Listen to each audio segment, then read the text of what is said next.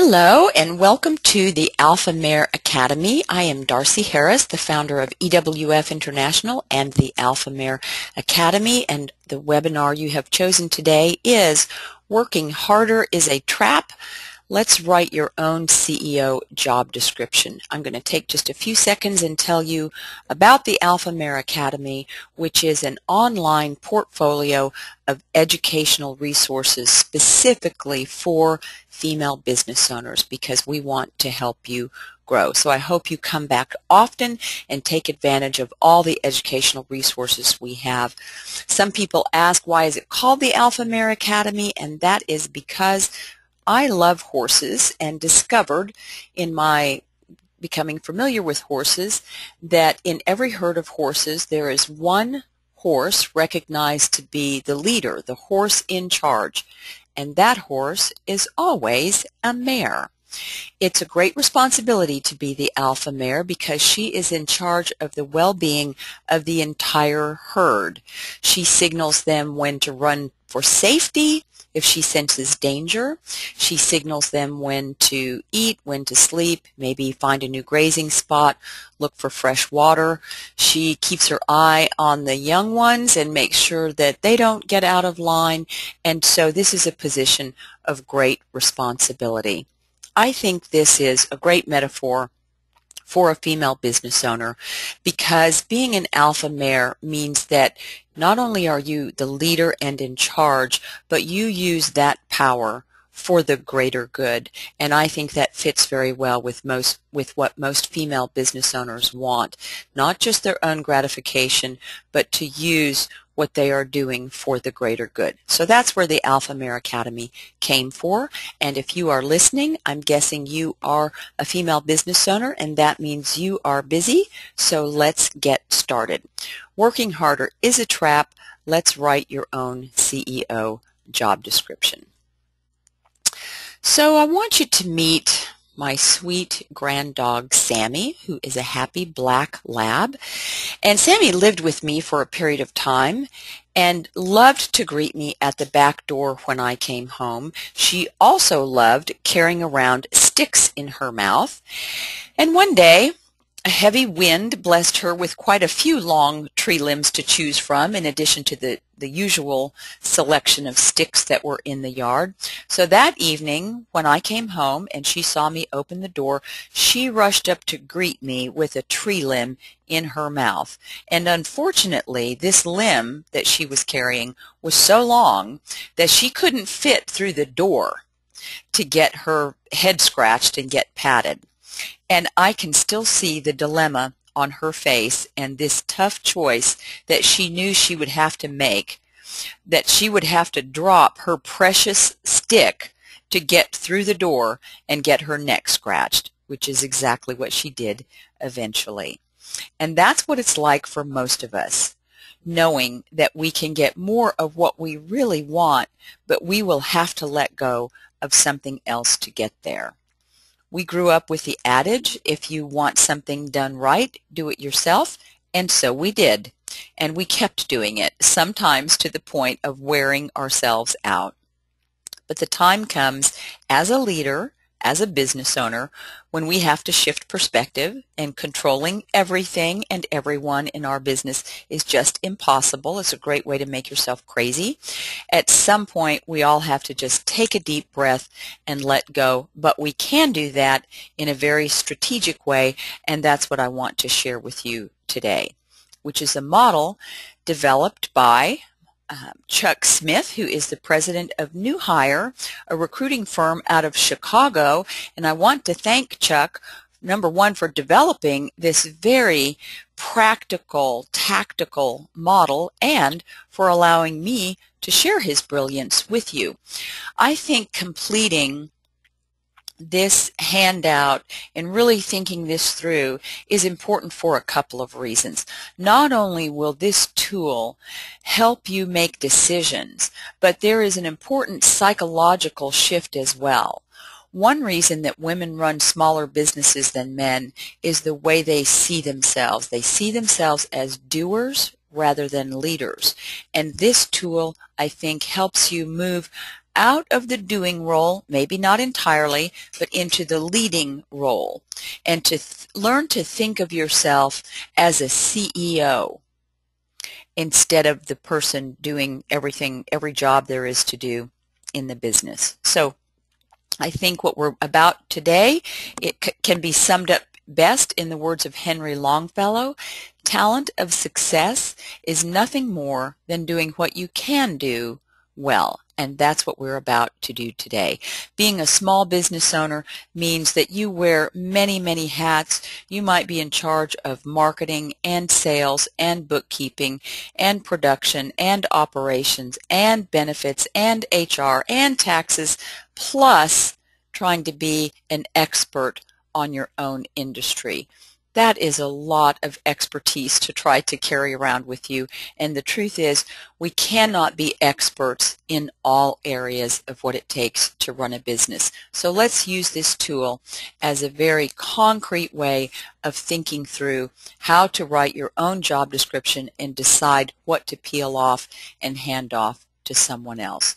So the core question to ask yourself, and I would invite you to think about this every step of the way from this point forward in the webinar and outside of the webinar, asking yourself, questioning everything you do by saying, is this the highest and best use of my skills? And if it's not, then let's start making a list of that and see what you can methodically and in an organized fashion hand off to someone else. For example, as I began converting much of my training and intellectual property to web-based training, that required a higher level of PowerPoint skills than I possess, because my PowerPoint skills are fairly remedial. So I found myself spending hours trying to do things like come up with templates and banners, and then I really had to ask myself, is this the highest and best use of my skills? And the answer was no. So I found a wonderful virtual assistant and another outsourced resource that can help me with this, and I was able to move on and create additional curriculum and additional training programs. Hopefully you will avail yourself of those. So that's an example of asking yourself, is this the highest and best use of my skills? So right now, I would ask you to make sure that you have the handout that goes along with this webinar in front of you. And it has 4 quadrants. It's titled Work Less, Achieve More, Be Happier, Write Your Own CEO Job Description. Or actually it might say Working Harder is a Trap. Sorry, I've gotten a little confused on my titles here. But what you will see are 4 quadrants, and here's what's important to know. The left column, the quadrants on the left, are the things that you like to do. The quadrants on the right are things that you don't like to do, further defined by going horizontally. The top 2 quadrants are things that you are good at, and the bottom 2 quadrants are things that you are not so good at. Let's break this down into smaller pieces and go through it step by step. Feel free to pause the tape as you need to fill in words or phrases to trigger your thoughts so that you can go through each segment and come out of this with a way to have your own job description. And I would really encourage you to do that now, to pause the tape as you need to and fill this out now, because I know people like you, and I am very much like you myself. I've worked with female business owners for a long time, and I know what we do. We say, well, I'll just run through this quickly, and then I will come back and fill it out later. And sure enough, some other shiny object attracts your attention, and we don't come back and actually complete the template. So I would encourage you to get at least a few keywords, phrases, and thoughts down in this first pass, and then maybe flush that out in more detail as you have more time to think about it. So let's take a look first at that upper left-hand quadrant, and the upper left-hand quadrant is, what do you love to do? What do you really love to do? And for the upper left-hand quadrant, you don't just love to do it, you are really good at it. So I'm going to use an example of a client that I worked with who's a kitchen designer.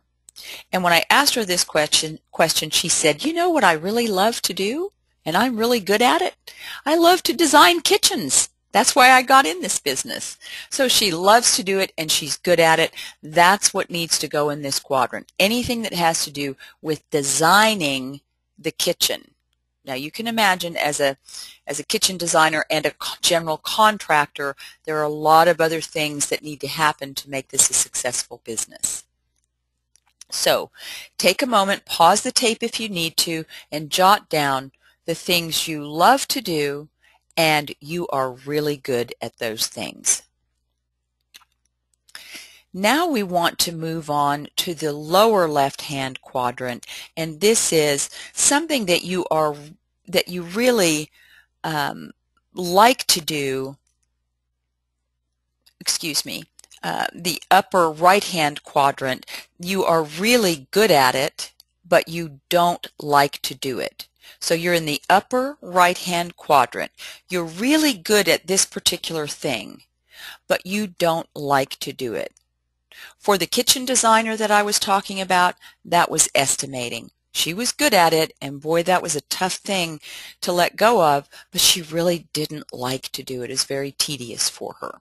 So take a moment, pause the tape, and ask yourself, what is it that I do not like to do even though I'm really good at it? Now we move on to the quadrant that the lower right-hand quadrant, you really do not like this and you're not good at it.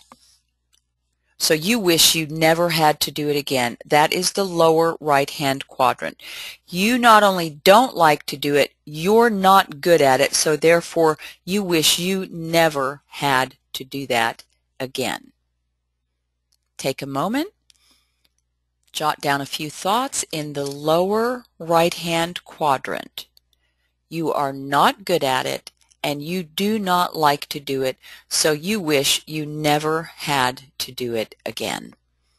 Pause the tape as you need to, and we'll move on to the next quadrant. Now we're in the lower left-hand quadrant, and that is, you like to do it, but you're not that good at it. So you're not so good at it. It's not that you suck at it, but you like to do it, but you could be better at doing it. And get that quadrant filled in, and then we'll go through and explain each of these quadrants. Pause the tape as you need to.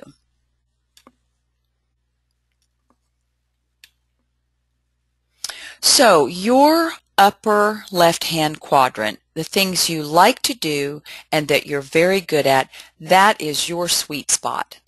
That is what you are really good at. You love it and you're great at it. That's your sweet spot. That goes in your job description. That's something that you really want to hold on to.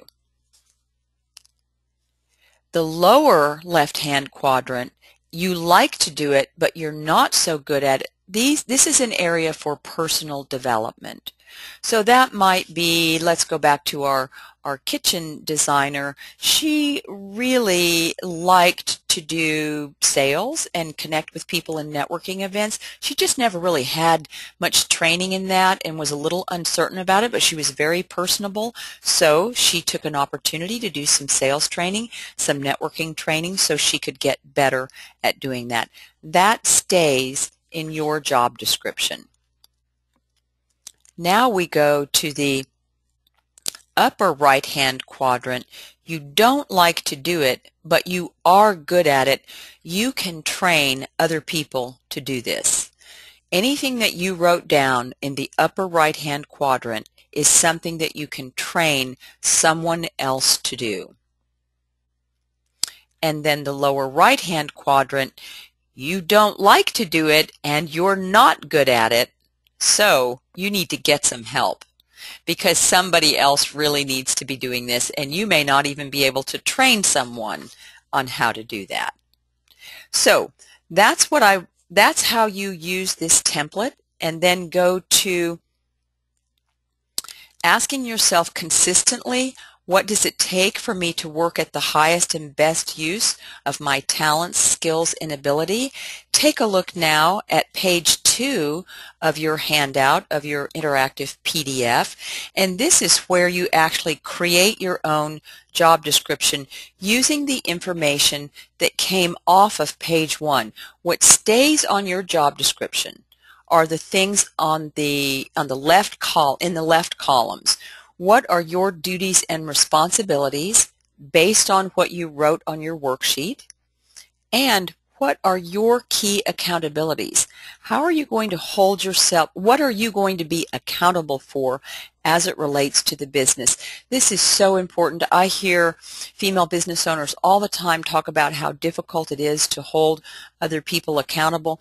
We have to model this. We have to let everyone else in the organization know what our responsibilities are and what our accountabilities are, and then we have to be faithful to that because we have to be the model for everyone else.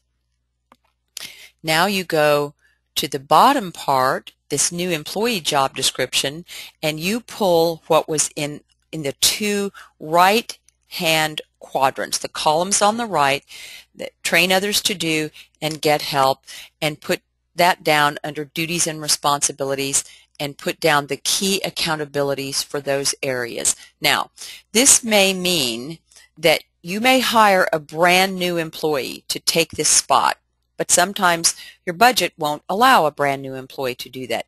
So it may mean that you outsource a little bit of that.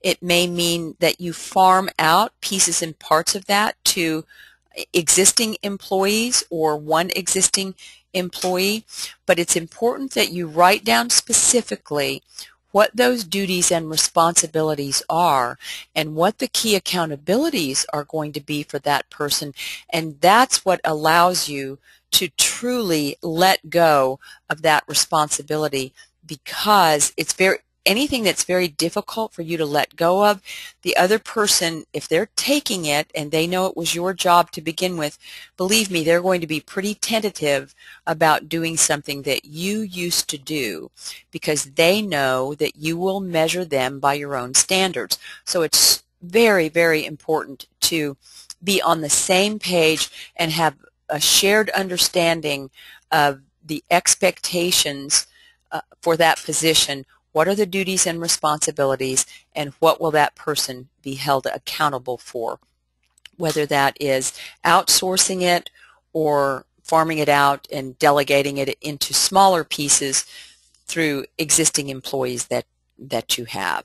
So, well, I hope that tool has been very helpful for you as you work through your job description, and that allows you to work less, achieve more, and be happier, and discover your own new CEO job description. This concludes our webinar for today. I want to appreciate you for your desire to learn and grow and take care of yourself.